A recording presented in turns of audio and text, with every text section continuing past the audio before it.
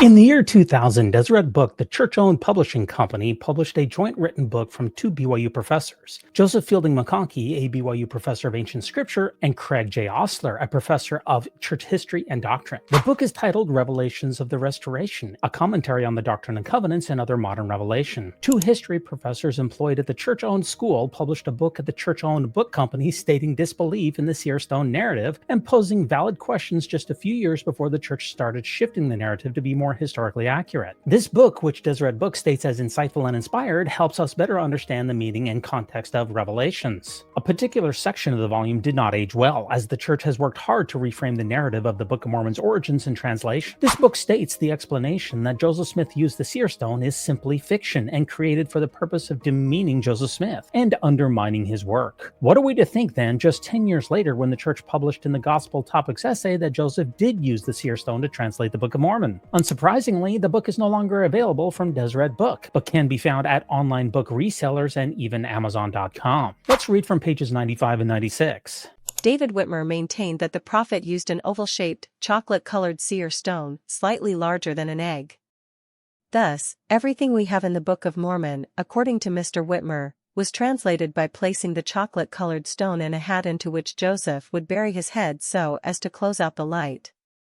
Such an explanation is, in our judgment, simply fiction created for the purpose of demeaning Joseph Smith and to undermine the validity of the revelations he received.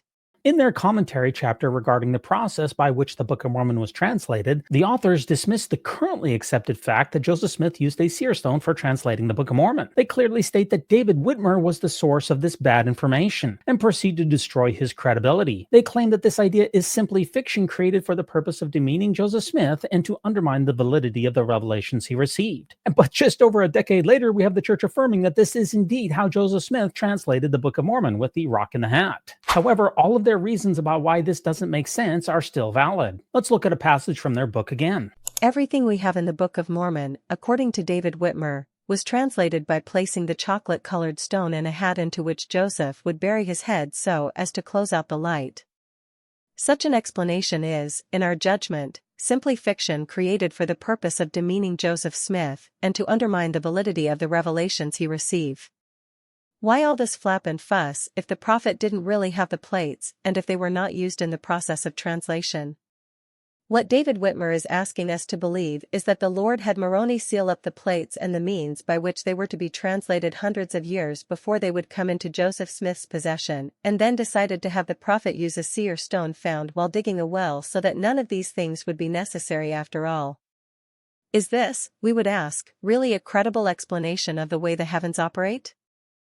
A few years later, the church admitted the things these BYU professors denied are actually true. Were these professors part of the cover-up, or did they buy into the cover-up that the church propagated? Are they too victims of the whitewashed church history and absolute control over the narrative, or are they part of the problem, perpetuating these falsehoods in the name of defending the faith? We know church educators have specifically been told that some things that are true are not very useful, and that their mission is more about faith than history. They've been instructed to tell only that part of the truth that is uplifting and inspiring. Here's an excerpt from Boyd Packer addressing the church instructors specifically, including CES and BYU. There is a temptation for the writer or the teacher of church history to want to tell everything, whether it is worthy or faith-promoting or not. Some things that are true are not very useful. And here's one more take from Boyd Packer. I have a hard time with historians, because they idolize the truth. The truth is not uplifting, it destroys. Historians should tell only that part of the truth that is inspiring and uplifting. Was it Ostler and McConkie's duty as employers of the church to back up the church claims of the day with academic-sounding statements and publications? Does the church expect church-owned and church-funded university professors to place faith-promoting rhetoric above facts and historical evidence? Were these professors doing good by the church or their research to pose such challenging questions? In 2013, the church published an essay in the Gospel Topics essay series about the Book of Mormon translation process. In that essay, we see that there is a lack of need for gold plates and that all the flap and fuss was not really necessary. The essay even states that some people have balked at the claim that the plates were needed, but that such aids to facilitate the communication of God's power and inspiration are consistent with accounts in Scripture. The essay fails to mention, however, that the church is foremost among those who balked at the claim. Let's check out a passage from that Gospel Topics essay. The other instrument, which Joseph Smith discovered in the ground years before he retrieved the gold plates, was a small oval stone, or seer stone. As a young man during the 1820s, Joseph Smith, like others in his day, used a seer stone to look for lost objects and buried treasure. Some people have balked at this claim of physical instruments used in the divine translation process, but such aids to facilitate the communication of God's power and inspiration are consistent with accounts in Scripture. Martin Harris sat across the table from Joseph Smith and wrote down the words Joseph dictated. Harris later related that as Joseph used the seer stone to translate, sentences appeared. And let's look at one more section from the same essay. Joseph's wife Emma explained that she frequently wrote day after day, at a small table in their house in Harmony, Pennsylvania. She described Joseph sitting with his face buried in his hat, with the stone in it, and dictating hour after hour with nothing between us. According to Emma, the plates often lay on the table without any attempt at concealment, wrapped in a small linen tablecloth. When asked if Joseph had dictated from the Bible or from a manuscript he had prepared earlier, Emma flatly denied those possibilities. He had neither manuscript nor book to read from.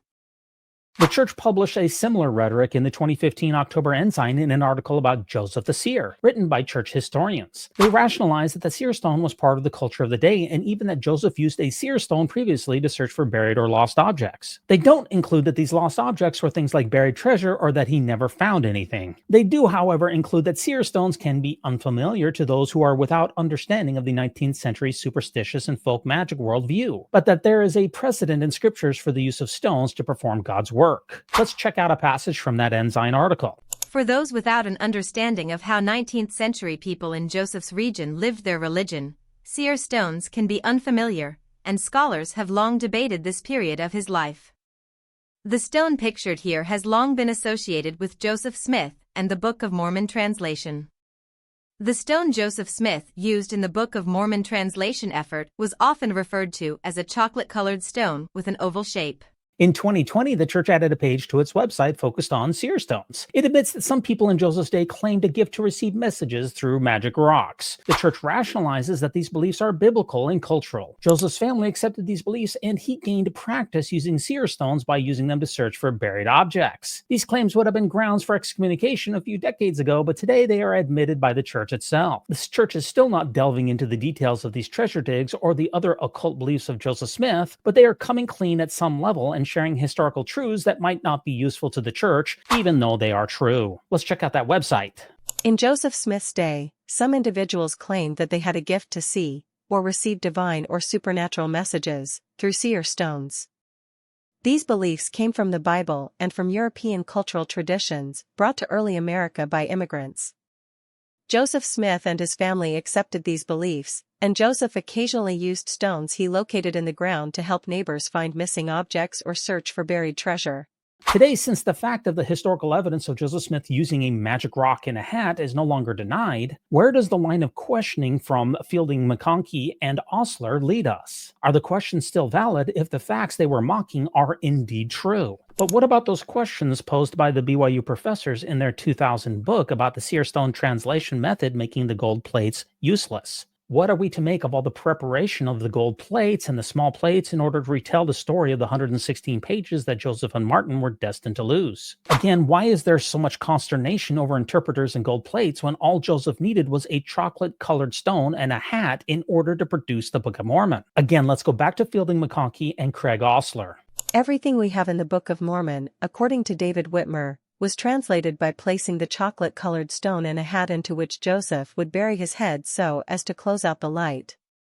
Such an explanation is, in our judgment, simply fiction created for the purpose of demeaning Joseph Smith and to undermine the validity of the revelations he received. Why all this flap and fuss if the prophet didn't really have the plates and if they were not used in the process of translation? What David Whitmer is asking us to believe is that the Lord had Moroni seal up the plates and the means by which they were to be translated hundreds of years before they would come into Joseph Smith's possession, and then decided to have the prophet use a seer stone found while digging a well so that none of these things would be necessary after all. Is this, we would ask, really a credible explanation of the way the heavens operate?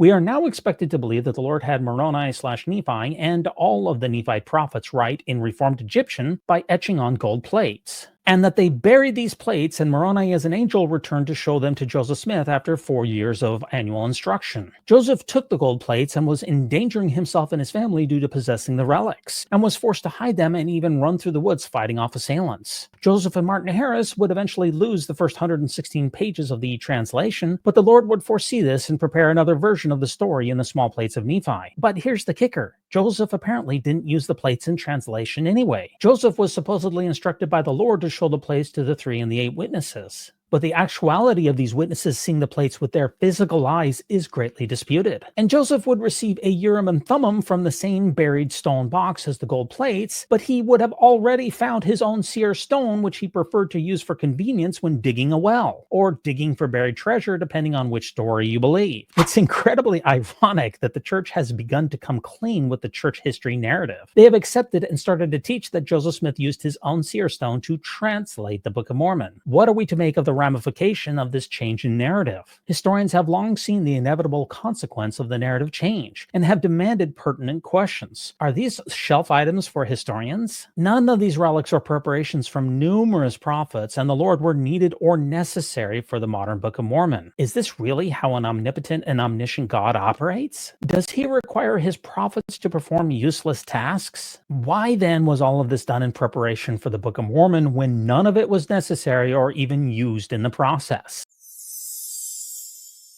And what about you? Do you believe the Book of Mormon is an ancient translation from gold plates? Did you ever believe it? Does the Seer stone make it harder to believe? Does the ever-changing narrative make it even harder to believe? It's no wonder that modern Mormon leaders have resorted to pleading with its members to simply choose to believe.